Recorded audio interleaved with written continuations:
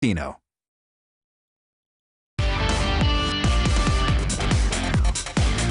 All right, the year 2020 will forever be known as the COVID-induced pandemic year, where sports was sacked for months. All sports came to a screeching halt. The unexpected pit stop left sports fans empty and yearning for more in its return. And it did return.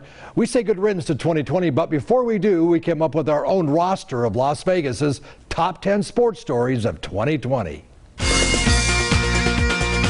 There always seems to be a Las Vegas connection to every major event, and coming up with our top 10, we found a pretty diverse list. We start with number 10 and count down to number 1. At number 10, prep sports canceled. The impact was huge. More than 16,000 roster spots in Las Vegas alone were left empty. No football, basketball, baseball, or any other sport as the state canceled spring, fall, and winter high school sports, which also affected the recruiting of hundreds of kids who hope to catch the eye of some college or university program. At number 9, combat sports in the bubble. UFC was the first to bring back its sport. President Dana White held 30 fights at the UFC Apex, while Top Rank hosted 25 boxing cards, 9 of those world title fights, including the 2020 Fight of the Year.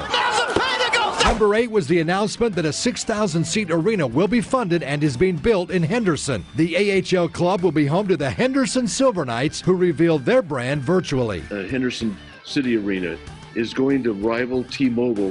At number 7, prior to the pandemic, UNLV rolled into San Diego State and pulled off one of the great road upset wins in school history when they slammed number 4, the Aztecs, who were the last unbeatens in college basketball in 2020. An undefeated season, great win.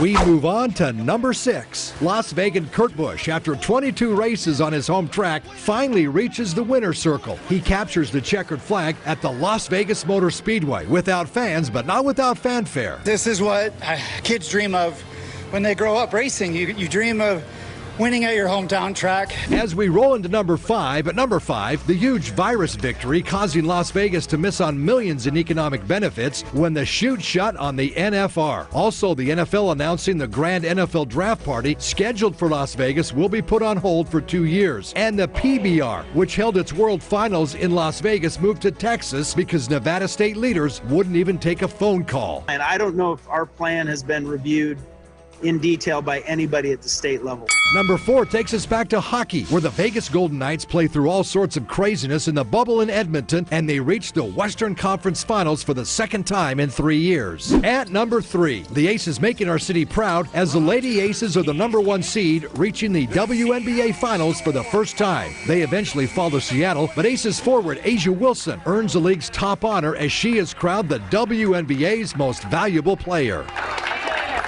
We feel we've underperformed a little bit. Coming in at number 2, the Vegas Golden Knights, just 2 years after reaching the Stanley Cup Finals, fire head coach Gerard Gallant, shocking everybody in the city. The stunning news giving fans their first indication that major sports is certainly a business. And not only firing Gallant, but the Knights hire the enemy. You know, for that clown to say that in the paper, yes. Peter DeBoer sheds the clown outfit and is hired to take over head coaching responsibilities in Vegas.